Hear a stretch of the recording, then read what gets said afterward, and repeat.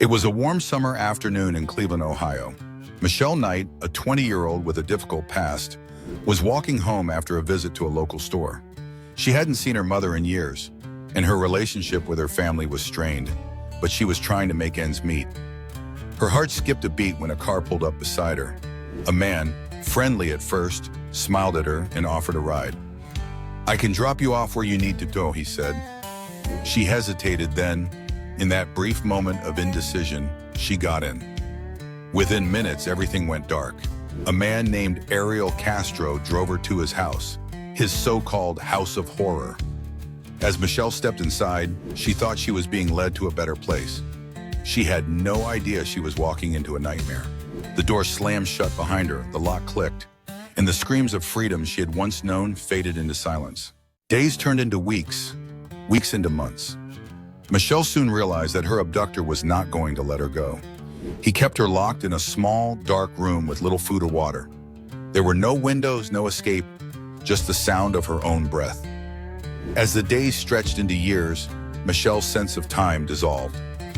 She shared the space with others, two women, Amanda Berry, a woman in her 20s who had been kidnapped years earlier, and Gina DeJesus, a young girl who had vanished in her teens. Together they formed a bond, one built on shared trauma, fear, and the faint glimmer of hope. They whispered when Castro wasn't around. "We can't give up," Amanda said one night, her voice trembling. "We have to find a way out." But no matter how much they tried, they couldn't break free. Castro controlled every aspect of their lives, the silence in the house suffocating them.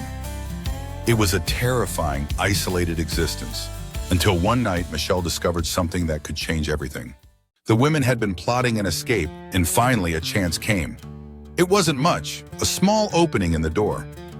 Castro had grown overconfident, leaving the door unlocked for a few moments as he went to check something.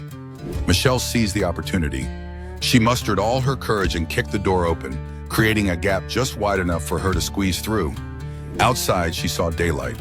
She knew if she didn't act, she would never get another chance. Michelle screamed for help, her voice shaking with desperation. But she was too weak, too terrified. "Help, please, help me," she shouted, pushing the door open wider. A neighbor, Charles Ramsey, heard the cries and rushed to her aid. "Are you okay?" he asked, his face filled with confusion and concern. Michelle was barely able to speak. She was covered in dirt, frail and disoriented, but she made it clear she needed help. Charles, recognizing the gravity of the situation, kicked the door the rest of the way open, and Michelle stumbled into the light. She could hardly believe what had just happened. Freedom was within reach. As Michelle recounted her story, it became clear that Castro's reign of terror had been ongoing for over a decade. He had kidnapped Amanda and Gina before her, each one taken with the same ruthless precision.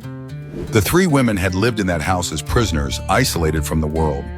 When the police arrived, they didn't just rescue Michelle. They found the other two women, hidden in the depths of the house, still trapped by their abductor's control. But the story didn't end with their escape. The emotional scars left by their captivity ran deep. Amanda, who had given birth to Castro's child while in captivity, was now forced to navigate the complicated relationship between herself and her daughter. The house was seized, but the emotional turmoil remained. The women faced the public with bravery, but their smiles masked the haunting memories of their torment. They had made it out alive, but they would never be the same. Castro, after being arrested and charged, claimed that he had been misunderstood, that he had only wanted to save the women. But his twisted delusions fell flat in the face of the evidence. He was sentenced to life in prison, but that was little consolation. For the survivors, the real battle had only begun. They had survived physical captivity, but now they had to fight to reclaim their lives from the psychological shackles that remained. Michelle, Amanda, and Gina found strength in each other, rebuilding their lives piece by piece. They would never forget the horrors they had endured, but they also knew they could never allow those horrors to define them. The women remained strong, continuing to heal and move forward, but the world had not forgotten them. A few years later, it was revealed that Castro had kept a journal documenting the extent of his manipulations. In the pages, it was clear that he believed his actions were justified. The chilling revelation made the world shudder, but it also gave the women the closure they needed. It wasn't just about survival anymore. It was about taking back what had been stolen from them. Peace, control, and a future. And in that future, they would write their own stories.